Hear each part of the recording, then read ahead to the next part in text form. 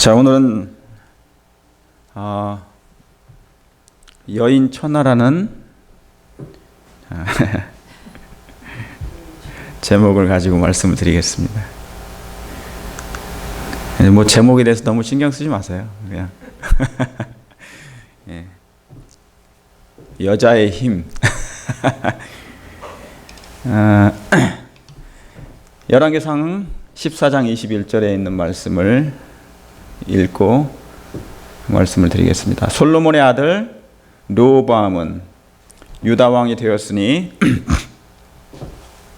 르호보암이 위에 나갈 때 나이 40세이라. 예루살렘에서 17년을 치리하니라. 그 모친의 이름은 나아마라.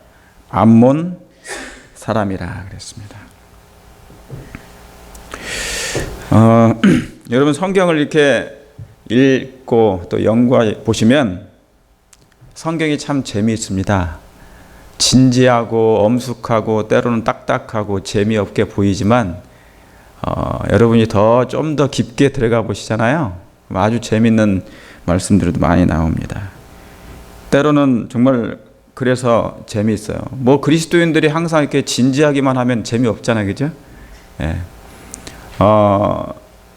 그래서 사실은 원래 그리스도인들은 재미있어야 돼요. 예. 좀 밝고 화창하고 화목이 모든 사람들 앞에서 화목을 끼치는 지금 우리가 그런 부분에 있어서 품성이 좀 모자란다 할지라도 종국에 가서는 하나님의 은혜로 그렇게 되길 원하시죠? 예, 그렇게 되길 바랍니다. 예수님이 돼지를 만드실 때 어떻게 했어요? 그죠? 돼지는 우리 되게 귀엽고, 그죠? 예, 또 웃기기도 하지만 왜 이렇게 눌러놨을까? 하나님이 품성 자체가 뭡니까? 참으로 다양합니까? 예, 다양해요. 예를 들어서 고양이과 동물을 만드실 때도 한 종류만 만드시지 않으셨죠? 예, 작은 것부터 시작해서 점점 커가면서 아주 큰 고양이까지 만드시고 종류별로도 얼마나 많은지 모릅니다. 하나님은 참 그분의 성격 자체가 이렇게 획일화되어 있지 않으신 것 같아요. 온 우주가 넓고 온 하늘이 높고 정말 땅속이 깊은 것처럼 그분의 생각과 지혜와 모든 것이 깊고 높고 넓은 것 같아요. 사랑을 말할 것도 없습니까? 예, 사랑을 말할 것도 없습니다. 이 성경은 참 재밌고 때로는 흥분됩니다. 그리고 때로는 슬프고 때로는 정말 그래서 감동적이면서 위로와 평강의 기별이 우리에게 있습니다. 소망이 있습니까? 정말 소망된 기별인가요? 있습니다. 위로와 소망이 담긴 정말 생명의 책입니다. 매일 들락거리는 이 감정의 기복이 있어요. 인간들의 마음에. 그렇죠? 예. 작은 어떤 어두운 일이 염려라든가 걱정이라든가 그런 것이 순간 생길 때도 있어요. 카톡을 하나 보내는데도 혹시 보낼 때나 아니면은 다시 받을 때 그 말 한 구가 한마디의 그 구절이 사람의 마음을 기쁘게 하기도 하지만 우리의 심령을 상하기도 합니까? 그러면 보면 인간은 감정의 동물이에요. 그렇죠? 감정의 동물인데 이 작은 심장, 여기서 그러는 거 아닌 것 같아요. 이 가슴에는 뭐가 있어요. 그냥 작은 심장이 있는 것이 아니라 이 우리의 뇌에도 뉴런이 있지만은요, 심장에도 뉴런이 있다는 것입니다. 그래서 하나님께서 거기에 그 뉴런을 창조해 주셨겠죠. 그래서 뭔가 다른 것입니다. 슬플 때, 기쁠 때, 그죠? 감정이 상할 때 느끼는 것이 다른 것이죠. 매일 들락거리는 감정의 기복 속에 허무와 우리가 좌절도 느낍니까? 막 허무하고 때로는 좌절을 느끼고 그런 경우가 많습니다. 그러면서 허우적거리는 우리의 인생 속에서 그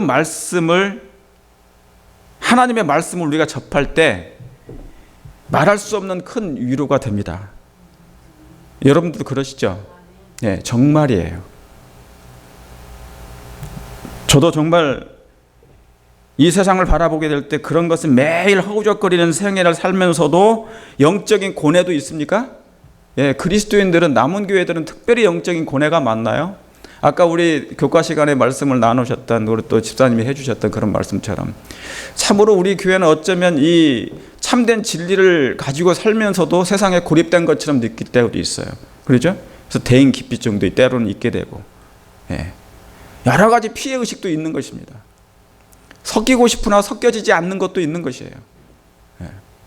그래서 이 사도 바울이 복음을 증거할 때 이 스위스, 다시 말하면은 그 그리스 북쪽에 있는 것이 일루니곤이라는 곳이에요. 거기까지 복음을 전했었거든요. 근데 내가 복음이 전파된 곳은 내가 남의 땅 위에다가 복음을 전하지 아니하리라 해서 더 이상 전하지 않았거든요. 다시 말하면 복음이 증거된 곳, 영혼들이 만약에 거기에 선교사가 있다, 그러면 거기에 복음이 전파된 거라고 보는 것이에요. 모든 교회가 다 회개할 거라고 하나님 보시지 않습니다. 그렇게 기록되지도 않았어요. 이 모든 민족에게 복음이 전파만 되면 되는 것입니다. 저는 북한이 열리기를 원해요. 북한이 열리기를 원합니다. 중동에 이 복음이 전파되기를 원합니다. 그런데 지금 전파되고 있나요? 예, 하나님의 종들을 통해서 복음이 전파되고 있습니까? 예, 제가 매일 기도하는 것 중에 세계의 선교사들을 위해서 기도합니다. 정말 기도해요. 왜요? 내가 하지 못하는 것을 그들이 하나님께서 해주시기 때문에, 그들을 통해 하시기 때문에 그 일이 더 잘 돼야 됩니까? 왜요? 왜 더 잘 돼야 됩니까? 예수님 재림을 맞아야 되니까. 우리의 목적이 내가 잘 되는 것이 아니라 예수님이 속히 이 땅에 재림하시는 것이 우리의 소망이니까. 그래서 나보다 다른 사람을 통해서, 더 유능한 사람을 통해서 복음이 증거된다면 그걸 기쁜 일인 것입니다. 예. 그것이 뭐 BMW든 하명식 목사님을 통해서든 최차순 집사님을 통해서든 수많은 장로님, 수많은 목사를 통해서 증거되는 그 말씀이 그 영혼들의 마음 가운데 하나님의 뜻이 이루어지면 되는 것이에요. 그 나라마다 그것이 이루어지길 정말 바라는 것입니다. 그래서 우리는 그런 여러 매일의 생애를 살면서 들락거리는 그런 감정 속에 살지만 그 말씀이 유일하게 힘이 되고 힘을 얻는 것입니다. 하나님은 나의 힘이시오 나의 피난처시니 환난 날에 만날 큰 도움이십니까? 예. 여호와는 내 편이 되사 나를 돕는 자 중에 계시니 사람이 내게 어찌할꼬? 아무리 강한 자가 나에게 뭐 할 수 있겠어요? 내가 이 연약한 자가 하나님의 능력이, 그 능하신 하나님을 의지하고 있는데 그들이 나에게 뭘 할 수 있겠습니까? 그렇죠? 예. 우리는 말씀이 유일한 힘인 것입니다. 근데 누가 성경을 소설책이라고 하나요? 누가 성경을 위인전 정도로 보고 있는 것입니까? 많은 사람들이, 이 세상 사람들이 많이 그렇겠죠. 근데 그래서 여러분 요즘에는 불신이 훌륭한 기술이 되었다고 그래요. 뭐가요?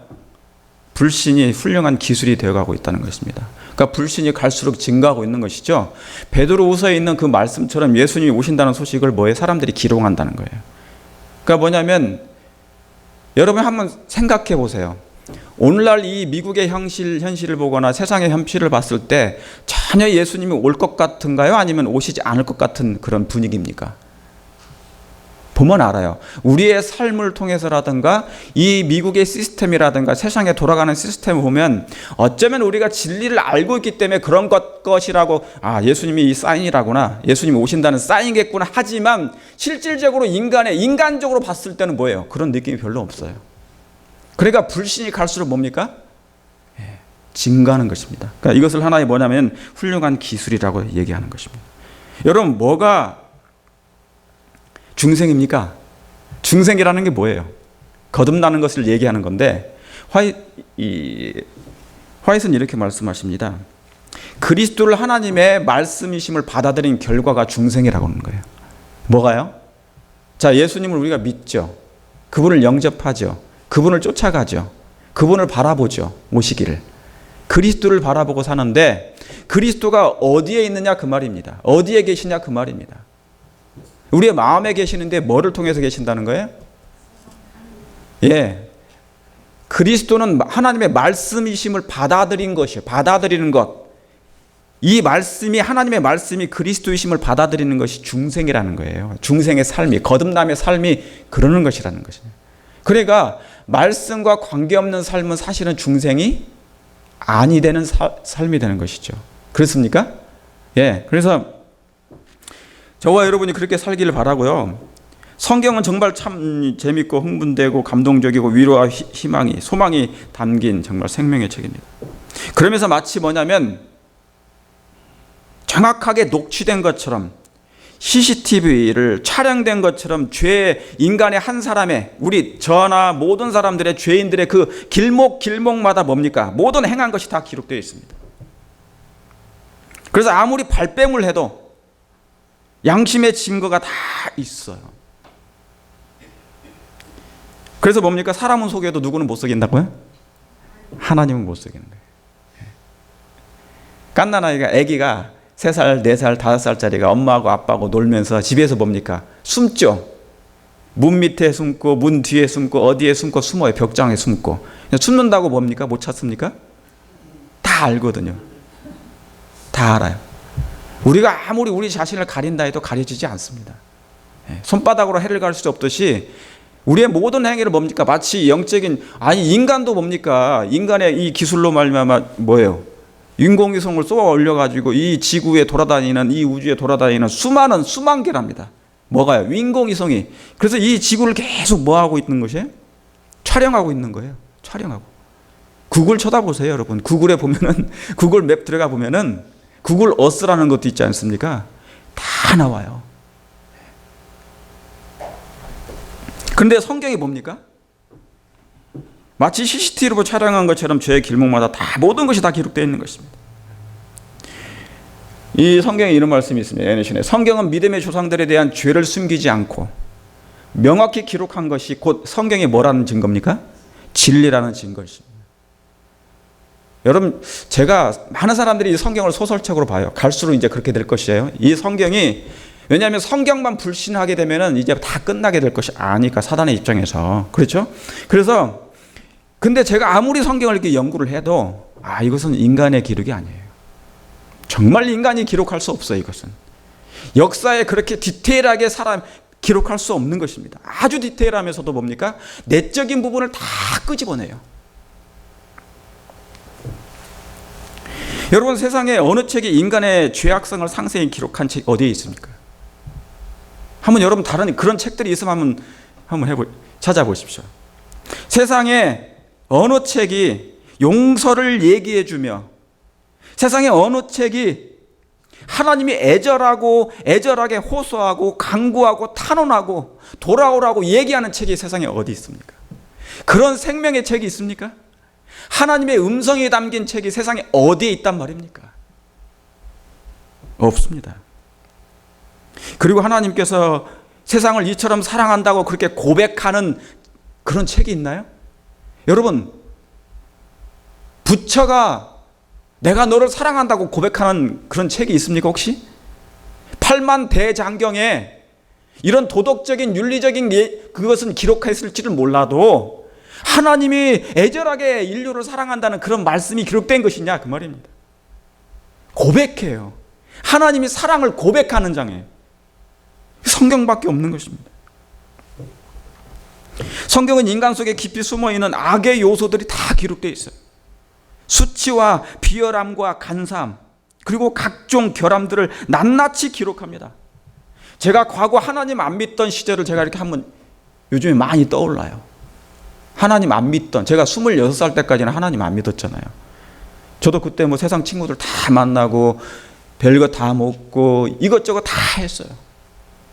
말 그대로 그 당시 있는 사람들. 근데 얼마나 그런 비참한 모습들이 다 떠오르게 왜 해주시는지, 왜 그럴까요?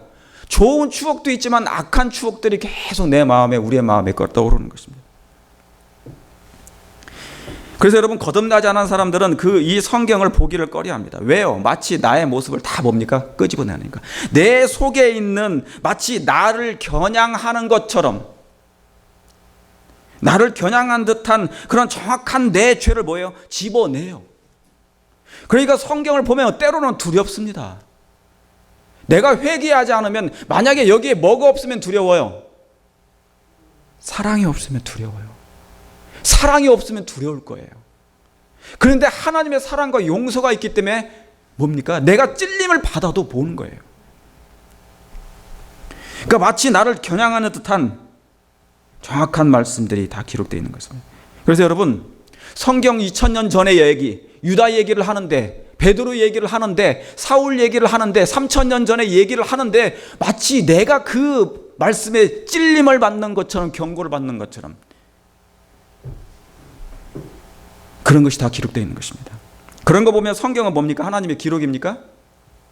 하나님의 기록인 것입니다. 그래서 여러분, 아담의 비겁함, 그래서 성경은 아담의 비겁함으로부터 시작해서 야곱의 뭡니까? 야곱의 아들이 유다가 있었습니다. 그런데 아들이 다 죽으니까 며느리가 누구하고 뭐예요? 예, 그렇죠. 관계를 맺잖아요. 그죠? 여러분, 이 아담의 비겁함이 뭐가 있는 것입니까? 왜 비겁해요? 그가 왜 뭐 얼마나 큰 죄를 범했길래 비겁합니까? 그가 선악과를 먹자마자 누구를 책임을 전가했습니까? 예, 자기 아내, 그렇게 죽도록 사랑했던 그 아내에게 책임을 돌려요. 그러니까 여러분, 성경은 아담의 그 비겁함을 적나라하게 드러냅니다. CCTV처럼. 야곱의 아들 유다와 그 며느리 다말과의 관계를 낱낱이 기록해요. 여러분, 유다와 며느리의 관계는 오늘날로 말하면 요즘에 일어나고 있는 미투 운동 아시죠? 미투 운동, 그런 거 있잖아요. 요즘 한국에도 뭐 난리 났대, 그죠? 그 미투 운동을 넘어서 사실은 폐악을 저지르는 것과 똑같습니다. 그건 이해할 수 없는 거예요. 모세의 법으로 말할 것 같으면 돌로 침을 받아요. 죽게 됩니다. 그 정도면은.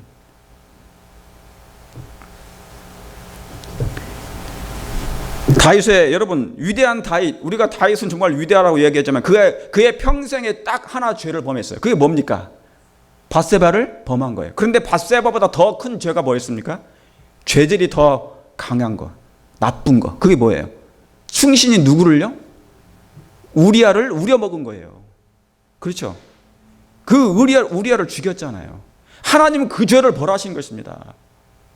사실 밧세바를 범해서 나온 것은 하나님은 죄질로 봤을 때 그 당시에 뭐예요? 그게 하나의 뭐냐면 관습이었습니다.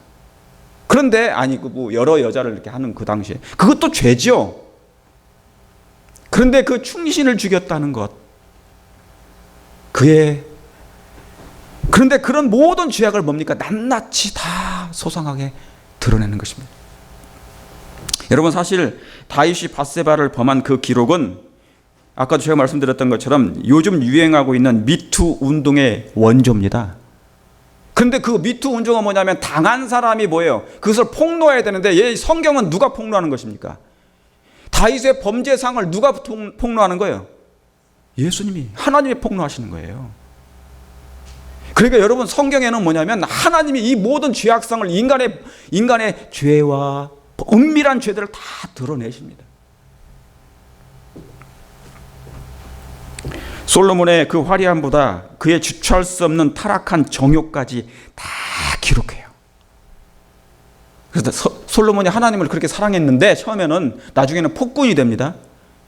그 솔로몬 때문에 생긴 그 많은 일들로 인해서 너무너무 많은 사람들이 고생을 했습니다. 노역에 참여해서 보통 고생한 거 아니에요. 믿음의 조상들이 우리와 같은 낙담과 싸우고 유혹에 빠졌었으나 다시 마음을 가다듬고 하나님의 은혜로 유혹을 이긴 것을 보므로 우리는 의를 위하여 싸울 새로운 용기를 얻는다. 그랬죠? 왜 이런 것을 낱낱이 기록합니까? 성경이? 정말 부끄러운 개인 사죠. 그죠? 사생활 아닙니까? 다윗의 상의 사생활, 뭡니까? 솔로몬의 사생활, 많은 사람들의 개인의 사생활을 어떻게 그렇게 하나님의 미투 운동을 하셔서 정확하게 폭로한다 그 말입니까? 이러보건대 하나님의 말씀은, 이 성경은 우리도 좌절하고 낙심하고 혹시 과오에 빠졌을 때, 실패를 했을 때 뭐예요? 그것에 좌절하지 않냐고 다시 일어날 수 있도록 예수님의 말씀을 의지해서 용기를 가지고 다시 일어날 수 있도록 하는 기록이 담긴 책이라 그 말입니다. 근데 여러분, 어쩌면 성경은 두 남자 이야기지만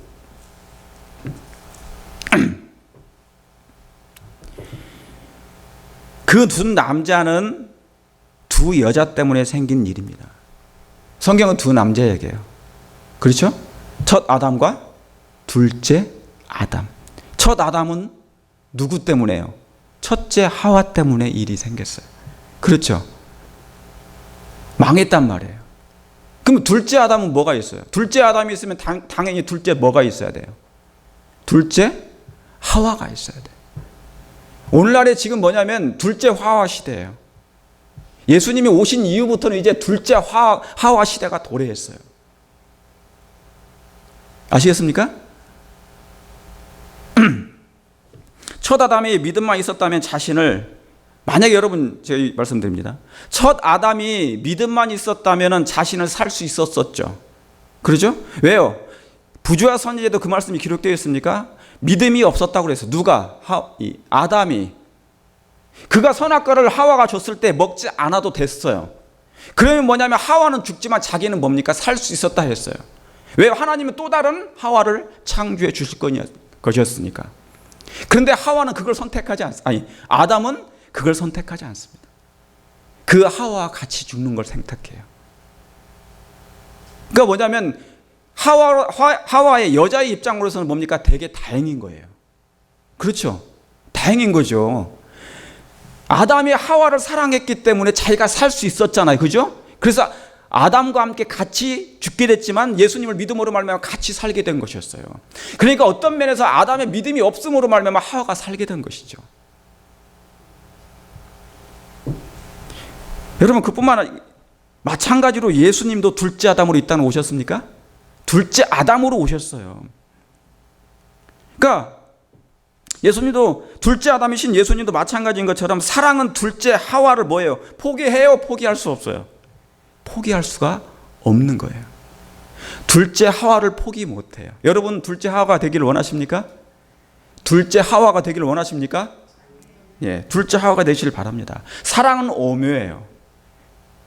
저 같으면 이렇게 반역하고 배반하고 떠나고 싫어하고 관심도 없어 하는데 매일 죄를 물마시듯 범하듯이 범하는데 뭐예요? 하나님 우리를 놓지 않으시거든요. 버리지 아니하시고 포기하지 아니하시고 내가 너희를 어떻게 버리겠느냐. 끊임없이 우리를 따라다닙니다. 우리 한 집사님을 따라다니고 집사님들을 따라다니고 장로님들을 따라다니고 우리를 뭐예요? 애가 태가 애절하게 하나님이 사랑하시는 거예요. 처음엔 여자가 남자에게서 나왔지만 고린도전서 11장 8절에 처음엔 여자가 남자에게서 나왔어요. 아담에게서 누가 나왔습니까? 여자가 나왔잖아요. 그죠? 나왔어요. 여기 고린도전서 11장 8절에 남자는 여자의 하나님의 형상과 영광이니 여자는 남자의 뭐라? 영광이라. 남자가 여자에게서 난 것이 아니고 여자가 어떻게 해서 나왔다고요? 남자에게서 나온 거예요. 그렇죠? 그러니까 창조 때는 뭐냐면 여자가 남자에게서 나왔어요. 남자에게서 나온 거예요. 여러분, 이게 무슨 말이냐면 여자는 어떻게 남자에게 영광입니까? 왜 여자가 남자의 영광이 돼요? 여러분, 하와는 어디서 나왔다고요? 남자인 아담에게서 나왔어요. 여러분, 그 아담의 마음은 뭐였습니까? 하나님의 형상으로 회복된 하나님의 형상이 있었습니까? 그의 마음은 하나님의 영광이 있었습니까? 빛이 있었습니까? 있었죠. 아담의 마음은. 아담은 타락하기 전에. 그죠? 그러니까 아담 자체는 하나님의 영광이었고 하나님의 형상이었습니다. 그렇습니까? 거기에서 누가 나왔다고요? 하와 여자가 나왔어요. 그러므로 이 여자는 누구의 영광이라고요? 남자의 영광이에요. 이 영광은 뭘 표상합니까? 하나님의 사랑이요 하나님의 품성이었거든요. 그러니까 이 여자는 성경에서 말하는 여자는 교회를 상징하잖아요. 교회란 순결한 교회를 얘기합니다. 궁극적으로 구원받을 백성들을 상징하죠. 그러므로 구원받을 백성들은 하나님의 뭐예요? 여자는, 교회는, 순결한 교회는 뭐예요? 여러분을 통하여, 저를 통하여 뭐를요? 하나님의 품성, 영광이 드러난다, 그 얘기하는 것입니다. 후에는, 자, 그래서 처음에는 여자가 남자에게서 나왔어요. 후에는 뭡니까? 초림 때는 남자가 여자에게서 나와요. 남자에게서 여자에게서 나와요. 그럼 이 남자는 누굽니까? 둘째 아담, 둘째 남자예요. 둘째 남자. 지구상에 두 남자밖에 없었다니까요. 둘째 남자가 온 거예요. 우리는 뭐고요? 영적으로 여자들이고 이 땅에 있는 모든 사람들은 여자들입니다. 그런데 거기에 순결한 여자를 뭐예요? 하나님이 빼내시려고 하는 거예요. 그렇지 않으면 음녀에 다 넘어갑니다. 음녀가 왜 음녀가 됐어요? 원래는 순결한 여자였는데 하나님을 떠나고 배도하니까 음녀가 됐어요. 그래서 하나님을 대적하고 뭡니까? 사단의 모든 것을, 사단이 만든 우상들을 섬기는 것을 음녀라고 합니다. 아시겠습니까? 큰 성 바벨론이 그게 음녀예요. 그게 음녀란 말입니다. 그래서 이제 이 두 번째는 뭡니까? 남자가 여자에게서 나는 것이에요. 그렇죠? 그 예수님께서 뭡니까? 둘째 아담으로 오셔가지고 우리의 모든 죄를 이기시고 승리하셨습니까? 승리하셨어요. 승리하셨어요. 그리고 이제는 뭐예요? 하나 더 남았어요. 다시 이 땅의 여자들은, 이 땅에 있는 순결한 교회들은 그 남자에게서 다시 나와야 사는 것입니다. 이게 그 말씀이에요. 자, 여기 보세요. 첫 남자에게서 여자가 나왔어요. 두 번째는 여자에게서 남자 예수님이 나왔어요. 이제 마지막 한 번 더 새 남자. 왜요? 예수님이, 여기 새 남자는 누굽니까? 새 아담이에요. 예수님은 새로운 의미에 있어서 칭호를 새 아담으로 받으셨다 했어요. 왜요? 첫 아담은 이제 뭡니까? 옛 아담이 돼버렸어요. 그는 뭡니까? 그를 통해서 태어나봐야, 그를 통해서 거듭나봐야 뭐예요? 죽어봐야? 태어나봐야 뭡니까? 죽은 자예요, 죽은 자. 없는 거예요, 그냥. 그러니까 뭡니까? 예수님이 둘째 남자로 오셔서 다시 한번 창조를 시작하시는 것입니다. 예수님께로부터 태어난 사람은 뭐가 되고요? 둘째 하와가 되는 것이에요. 순결한 하나님의 교회가 되길 원하십니까? 예, 바로 이 새 아담에게서 다시 태어나야만이 되는 것이에요. 그것이 바로 요한일서 3장 9절에 있는 말씀이에요. 하나님께로서 난 자마다, 이 말씀은 다른 말로 표현하면 둘째 아담, 둘째 남자에게서 태어난 자마다 죄를 범해요, 안 범해요? 거듭난 사람 범해요, 안 범해요? 왜 말씀이 없으세요? 안 범하죠. 당연히 새 아담에서, 예수님에게서 다시 태어났지 않습니까? 그렇죠? 이 새 아담에서 태어난 사람들은 새 피조물이 되는 것입니다. 새 사람이 됩니까? 새로운 피조물이라, 새 사람이라, 다 거기서 나온 말씀이에요. New creation, new creature. 그래서 하나님께로서 난 자, 이 말씀은 뭐냐면 새 아담 예수님에게서 다시 난 사람들을 얘기하는 것입니다. 그래서 여러분 창세기 2장으로 다시 돌아가는 거예요. 제가 좀 전에 이 말씀, 여기 했죠? 자, 아가서 6장 9절에 이 말씀이 있습니다. 왕후가 60이요, 비빈이 80이요, 시녀가 무수하되 나의 비둘기, 나의 완전한 자는 몇 명뿐이라고요? 하나뿐이로구나. 여자들이 그를 보고 복된 자라 하고 왕후와 비빈들도 그를 칭찬하는구나. 아침빛같이 뚜렷하고 달같이 아름답고 해같이 맑고 기치를 버린 군대같이 위험한 여자가 누구인가? 여러분, 아가서는 Song of Songs, 노래하는 거죠. 사랑을 노래하는 겁니까? 예, 사랑을 노래하는 것입니다. 사랑하는 이야기예요. 짝사랑하는 얘기예요. 쫓아가는 얘기입니다. 여자가 남자를 쫓아가고 남자가 여자를 쫓아가는 얘기예요. 솔로몬을 얘기합니다. 첫째는 의문의 사람 솔로몬이고 그 다음에 술람미 여인이었죠. 그죠? 그런데 여러분, 성경이 기록할 이유가 솔로몬 얘기하려고 그런 것입니까? 솔로몬은 뭡니까? 하나님을 예수님을 표상할 만큼 그런 사람은 못 됐어요. 왜요? 처음에는 신앙 잘했지만 나중에 완전히 폭군이 됐었으니까. 그가 죽기 직전에 뭐예요? 회개하고 겨우 전도서 썼어요. 그런데 왜 이 말씀을 기록한 것입니까? 여기서 말씀하는 나의 비둘기, 나의 완전한 자는 누구뿐이라고요? 하나뿐이라고요. 제가 지금 좀 전에 말씀드렸죠. 성경의 컨셉을. 첫 아담이 있었지만 이제 뭡니까? 그는 안 되고 둘째 남자가 필요하죠. 그 둘째 남자, 둘째 아담을 통하여 둘째 하와들이 나올 건데 바로 그 하나뿐인 여자가 바로 이 하나예요.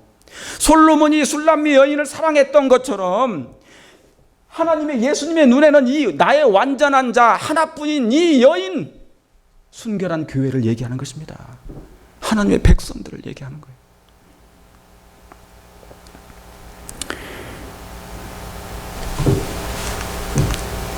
여기 이 말씀도 있습니다. 지성소의 사랑의 봉사로 정결케 된 교회인 중보 후 살아남을 자들은 품성에 흠이 없어야 된다는 말씀입니다. 자, 왜 이 말씀 제가 하는 줄 아십니까? 여기 보면 10절의 말씀일 거예요. 이 말씀이 아침 빛같이 뚜렷하고 달같이 아름답고 해같이 맑고. 아침 빛같이 뚜렷하고, 저 태양빛이, 그죠? 뚜렷하고 달같이 아름답고 해같이 맑은 기치를 버린 군대같이 엄위한 여자가 누구인가? 여러분, 여기서 나오는 여자가 누구인 겁니까? 여기 나온 여자가 어떤 여자예요? 여기서 말씀하는 나오는, 제가 지금 설명드렸잖아요. 이미 둘째 여자라고요. 둘째 하와가 된다고요. 다시 말하면 순결한 교회가 된다 그 말입니다. 남은 교회를 얘기하는 거예요. 남은 교회는 여기 이 말씀하고 연결될 말씀이 에베소 5장 26절입니다. 이 교회는, 이 순결한 교회는 뭐가 없어야 되고요? 주름 잡힌 것이나 흠과 점이 없는 그 교회를 얘기합니다. 여러분, 화이선 이 말씀을 설명하면서 그렇게 기록해요. 여기 이 말씀이 바로 그 말씀이죠. 중보 후에 살아남을 자들은 품성에 흠이 없어야 된다. 여러분, 하나님은 완전한 성결을 요구하십니까? 예, 요구하시죠. 자, 여보세요. 1월 시험령이 나옵니다. 작은 환란이 있습니다. 작은 환란이 있어요. 그렇죠? 세천사의 기별을 계속 전합니다. 이제 큰 외침이 있습니다. 늦은 빛 성령이 임합니다. 인침을 받습니다. 인침을 받는다 그 말은 뭐냐면 흔들림이 없게 돼요. 이 사람은 흔들림에서 떠나가지 않습니다. 그때 많은 사람들이 흘러들 나가요. 그리고 마지막 그 늦은 빛 성령을 통하여 수많은 사람들이 바벨론에 있는 가운데 있는 하나님의 백성들이 넘어옵니다. 그 넘어오는 수많은 여자들도 있어요. 그 여자들이 뭡니까? 그들도 순결한 교회에 속하는 것이에요. 이해하시겠습니까? 하나님은 둘째 아담은 한 순결한 한 둘째 하와를 지금 만들고 계시다 그 말입니다. 둘째 교회를 하나님이 뭐예요? 지금 준비시키고 계시다 그 말이에요. 여러분, 그걸 믿으십니까? 그리고 뭐냐면 은혜 기간이 끝나면 뭐예요? 이제 예수님이 중보가 끝내요. 그리고 이제 뭡니까? 이 땅에 성령이 거두어지고 환란이 오게 됩니다. 시련이 닥치게 돼요. 그래서 뭡니까? 핍박이 옵니다. 박해가 옵니다. 이제 그들은 죽일 명령까지 내려요. 그리고 7장이라는 그런 환란을 통과하게 되는데, 그 통과할 중보 후에 살아남을 자들은 뭐예요? 뭐가 없어야 된다고요? 품성에. 그들은 뭐가 돼야 되니까? 순결한 교회가 돼야 되니까. 새 아담 예수님을 통해서 다시 거듭난 사람은 품성에 흠이 없어야 되는 것처럼 완전한 교회가 나와야 된다 그 말입니다. 둘째 화가 그런 의미예요. 여러분, 우리의 눈에 티끌이 들어가면 어떻게 돼요? 견딜 수가 없어요. 그걸 빼내야만이 살아요. 하늘은 티끌이 존재할 수가 없는 곳입니다. 금도 순도 50이 있고 30이 있고 100도가 있습니까? 순도 100%가 돼야만이 진짜 금이죠. 불순물을 제거할 필요가 있습니까? 여러분, 하나님은 금을 가져가시되 순도 100을 가져가세요. 순금만 하나님께서 가져가실 것입니다. 그러므로 지금은 하나님께서 그 순금이 되기까지 불순물을 계속 제거할 수 있도록 하나님이 불시험을 허락하십니까? 불시험을 허락하세요. 우리의 마음에 죄의 찌꺼기 있습니다. 우리의 마음이 아직 믿음이 단련되지 않았어요. 우리의 마음이 순결한 이 여자들의 마음 가운데 온전한 사랑이 부족해요. 그래서 하나님께서 뭐를 허락하신다고요? 환난을 허락하신다고요. 시련을 허락하신다고요. 불시험을 허락하셔요. 그게 베드로전서 1장에 있는 말씀입니다. 그걸 허락하시는 이유가 뭐예요? 하늘에 갈 수 있도록 하는 것이에요. 거기는 뭐가 없는 곳이니까. 예. 불순물이 있는 곳이 아니니까. 그러면 여러분, 불순물이 섞이면 그건 뭐예요? 스스로 못 견디는 것입니다. 왜 그렇습니까? 성경에서 금은 사랑이고 믿음이거든요. 이건 뭐냐면 하나님의 백성들, 순결한 백성들이 그걸 가지라는 얘기입니다. 그런데 왜 그걸 못 견디냐? 하나님은 소멸하는 어떤 분이십니까? 하나님은 소멸하시는 불이세요. 그렇죠? 그런데 불순물이 있게 되면 하나님은 사랑의 하나님이시죠. 그렇죠. 하나님은 영혼들을 멸망시키는 분이 아니세요. 그런데 마지막 때 예수님 재림 직전에 우리가 뭐예요? 그 찌꺼기 불순물이 여전히 남아있다면, 금의 불순물이 남아있다면 하나님은 불이시기 때문에 같이 소멸돼 버립니다. 그러므로 하나님께서 우리에게 주신 기간이 무슨 기간이라는 것입니까? 은혜의 기간이라는 거예요. 이걸 제거할 수 있는 기간, 품성이 완전한 성결을 요구하는 그 시간, 그걸 원하시는 것입니다.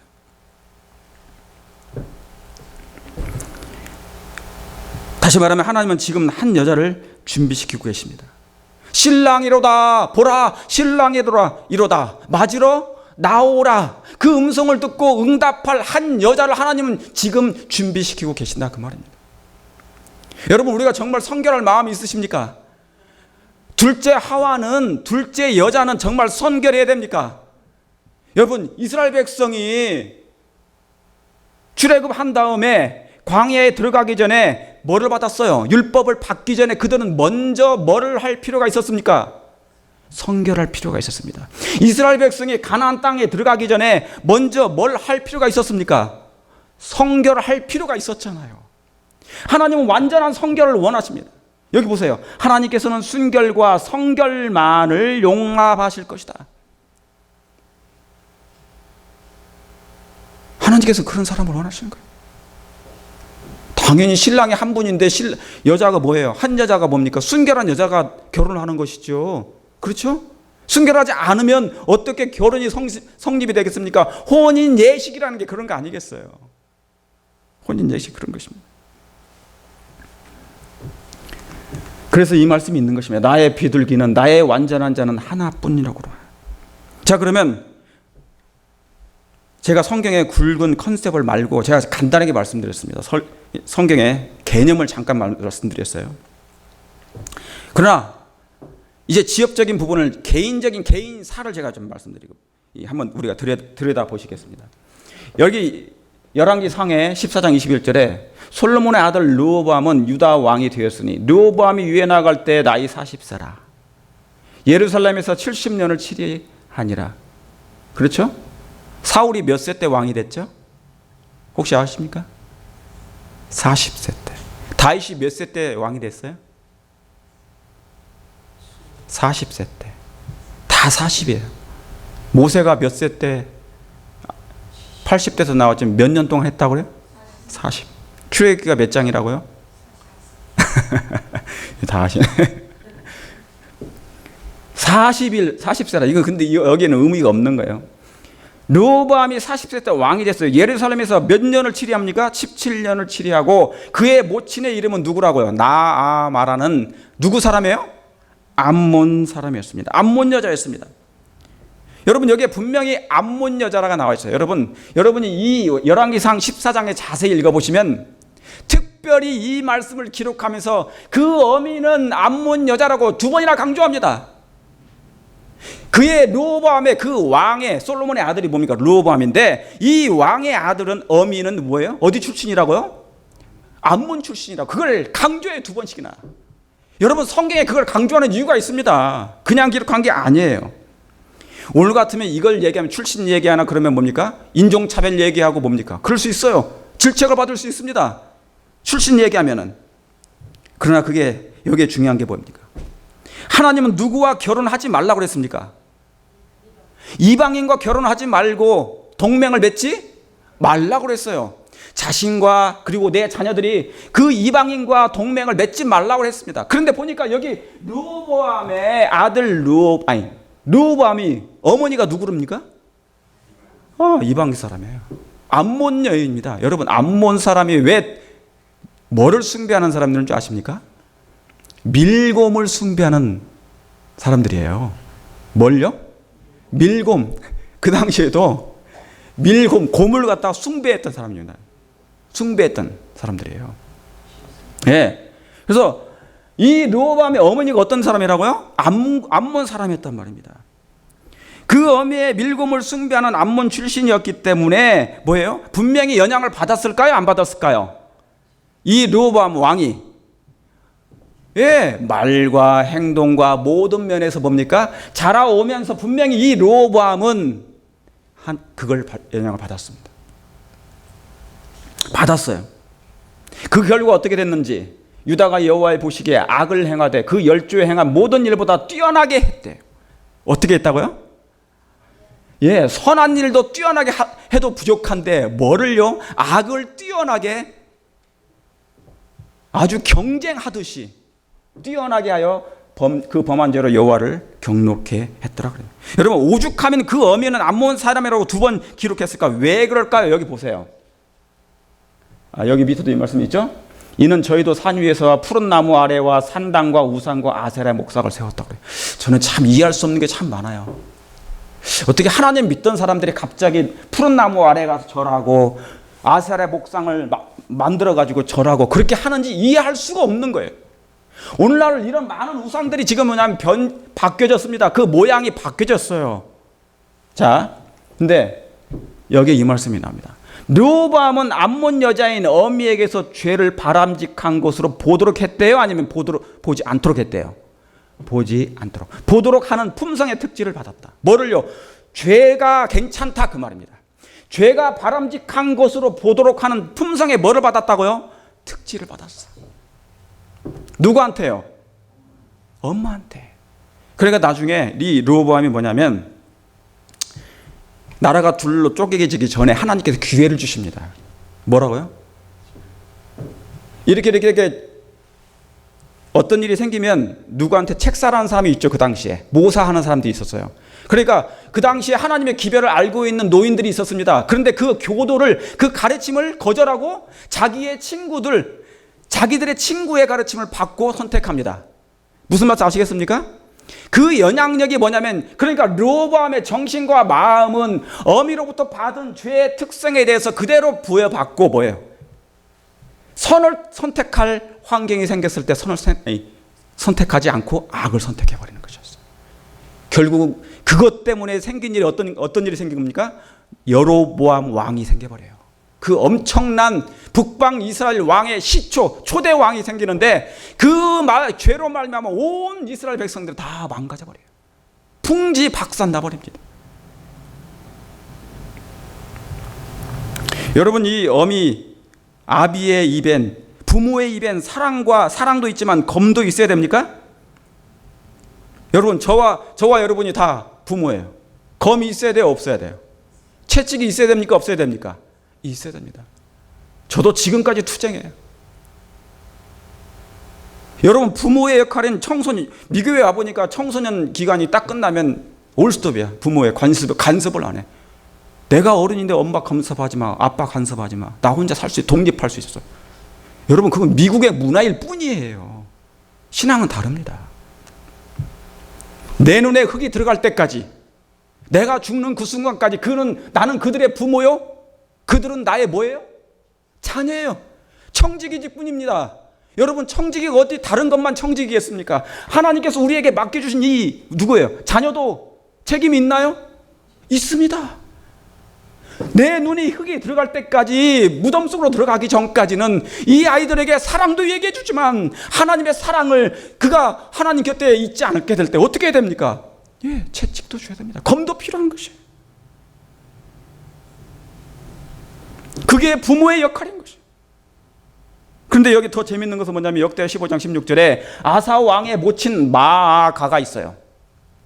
아세라의 가증한 목상을 만들었으므로 이 왕이 그 어미의 위를 패해버립니다. 그 우상을 찍고 그 기도르는 시냇가에 불살라요.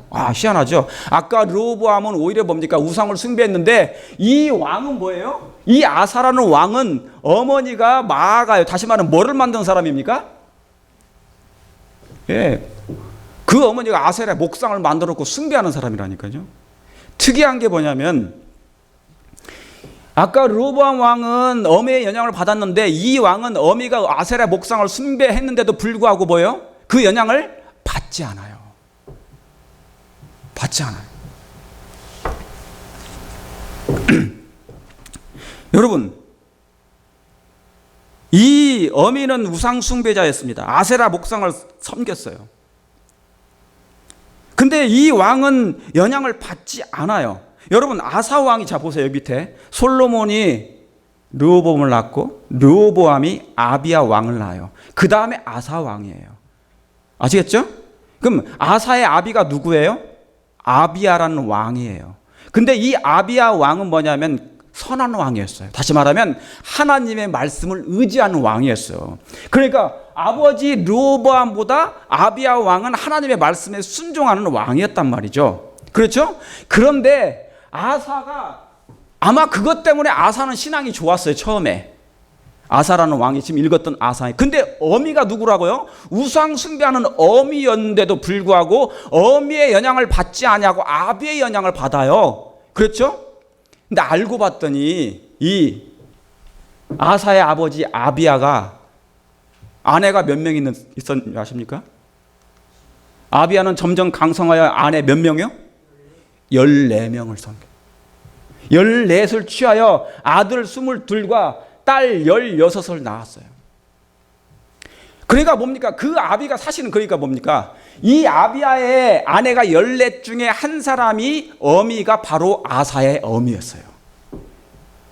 그러니까 뭡니까? 여러분, 이 14명 중에 다 하나님을 섬기는 자가 아니었고 아사의 어미는 누굴 섬겼던 것이냐?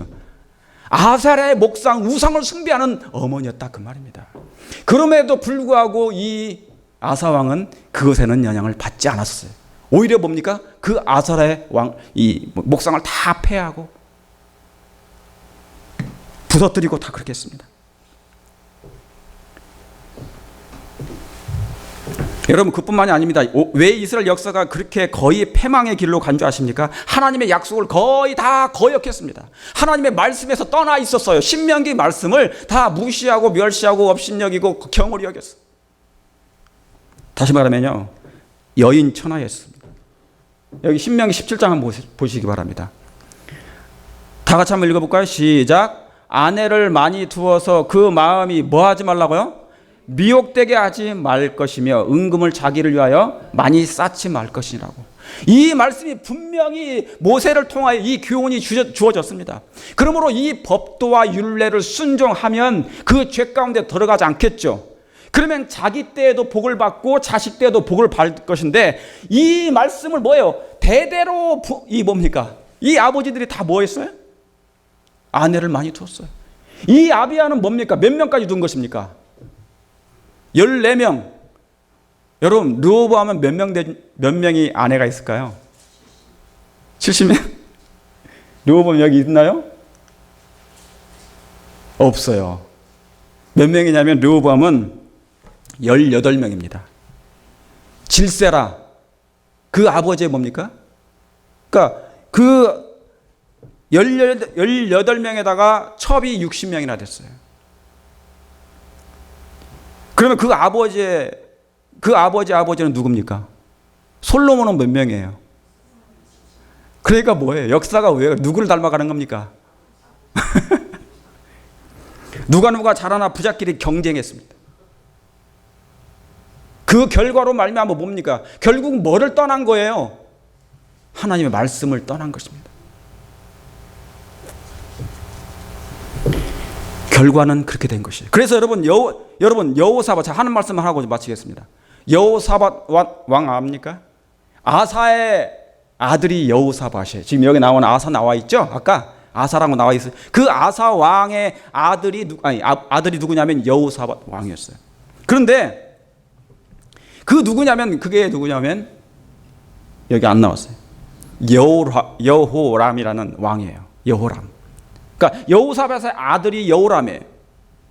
그런데 이 왕은 남방 유다의 이 가장 최악의 왕이 4명이 있었는데 그 중에 하나가 바로 여호람이에요. 이 지구상에 있는 모든 우상은 다 갖다 섬겼어요. 한마디로 얘기하면 여로보암의 죄를 그냥 다 모든 것, 바알 뿐만 아니라 태양신을 뿐만 아니라 남색하는 것 모든 걸 다 모아가지고 숭배한 사람이에요. 이 사람이. 아버지 여호사밧은 안 그랬는데 어떻게 그 아버지에게서 그런 아들이 나왔는지. 그런데 알고 봤더니 아들의 책임도 있었지만 그 아버지의 영향을 받은 것이에요. 이 문제는 여호사밧이 신앙은 있었지만 어떻게 신앙을 그렇게 선택을 했는지 몰라. 왜 그러냐? 여기 이 말씀이, 여러분, 저가 이스라엘 왕들의 길로 행하여 아합의 집과 같이 하였으니 이는 아합의 딸이 그 아내가 되었습니다. 여러분, 다시 말하면요, 여호사밧이 누구와 사돈을 맺었냐면 이세벨 그 가족과 사돈을 맺어요. 나라는 북방 이스라엘이고 남방 유다이기는 하지만 민족은 같은 민족이었죠. 그러나 뭡니까? 이미 분리된 나라였습니다. 분열 왕국이었어요. 그런데 이 여호사밧 왕이 그 우상을 숭배하고 바알을 숭배했던 하나님께 엘리야로부터 경고를 받았던 왕 아니었습니까? 이세벨은 뭡니까? 큰 상 바벨론에 나올 만큼의 정신을 가진 여자였어요. 근데 그 이세벨 딸과 자기 아들 여호람을 결혼을 시킵니다. 그로 말미암아 어떻게 된 거예요? 그 집안이 풍지박산나버려요. 이해할 수 없는 일이지만 여러분, 이것은 그 아버지의 책임이 너무 컸습니다. 이거 여러분 너무너무 중요한 거예요. 그 왕은 하나님의 분명한 진리를 알고 있었어요. 말씀을 알고 있었는데도 불구하고 이세벨 딸과 결혼시켜서 사돈을 맺어버립니다. 여러분, 오늘날 많은 사람들이, 세상 사람들도 그래요. 그러나 믿는 사람들도 그런 위험이 있습니다. 그걸 너무너무 가볍게 생각하는 거예요. 그저 좋은 집안과 뼈대 있는 집안과 성공한 집안과 사돈을 맺으려고 하는 많은 시도들을 제가 보았어요. 여러분, 뼈대 없는 집안이 있습니까? 저도 뼈가 있는데. 근데 저는 안식일교단에서 뼈대는, 이 뼈는 별 의미 없는 뼈예요. 저 뼈는 정말이에요. 당연히 왕족이기 때문에, 왕이기 때문에 같은 왕족끼리 결혼시키려 했겠죠. 그 뼈대가 있으니까. 그러나 그걸 보지 않은 거예요. 이 여호사밧 왕의 실수는 그걸 보지 않은 것입니다. 그저 그렇게 해서 사돈을 맺은 것입니다. 여러분, 겉으로는 화려해 보이지만 그러나 아들들을, 딸들을 사단에게 영원히 빼앗겨서는 안 되는 것이에요. 여러분, 사람들이 뭐를 실수하냐면요, 세상 사람들이 세상에는 뭡니까? 자식들을 이렇게 납치해 가잖아요. 그걸 두려워하지 않습니까? 내 아들, 딸들을 납치해 가잖아요. 그죠? 그걸 두려워하는데 사단이 영적으로 내 자식들을, 내 부모들을 납치해 가는 것은 전혀 두려워하지 않습니다. 그래서 아무에게나 그냥 결혼시켜요. 이 여호사밧처럼. 그걸 알고도 그 결과는 어떻습니까? 해낼 수 없는, 영원히 내 자식을, 나의 사랑하는 가족이 다 분지박산나는 것입니다. 누구처럼요? 그래서 북방 이스라엘과 남방 이 유다의 모든 왕들이 다 거의 다 그렇게 해서 멸망당했어요. 사랑하는 성도 여러분, 제가 이 말씀 드리는 것은 다른 것 때문에 드리는 게 아니에요. 이건 신중해야 되기 때문에 그런 것입니다. 왜요? 성경은 하나님의 남자 얘기지만 여자 얘기도 해요. 그러나 이 둘째 여자는, 둘째 하와는 정말 순결한 교회입니까? 순결한 교회입니다. 여기 마지막으로 이 말씀을 읽고 마치겠습니다. 용이 계시록 12장 17절에 여자에게 분노하여 돌아가서 그 여자의 남은 자손, 하나님의 계명을 지키며 예수의 증거를 가진 자들로 더불어 싸운다고. 여러분, 여기 마지막 때도 누가 나온다고요? 여자가 나와요. 문자적으로 여자이지만 이 마지막 여자들은, 이 세상은 예수님 외에 다 둘째 여자입니다. 둘째 하와예요. 이 남은 교회가 어떻게 해야 되겠습니까? 세상을 복음으로, 품성으로 정복해야 됩니까? 정복해야 됩니다. 그러므로 뭐예요? 우리는 구약에, 신약에 있는 많은 교훈을 따라서, 경고를 따라서, 권면을 따라서 이제 그들처럼 그렇게 되지 아니하도록 우리는 순종할 필요가 있어요. 여러분, 우리 기도하십시다. 기도할 마음이 있으십니까?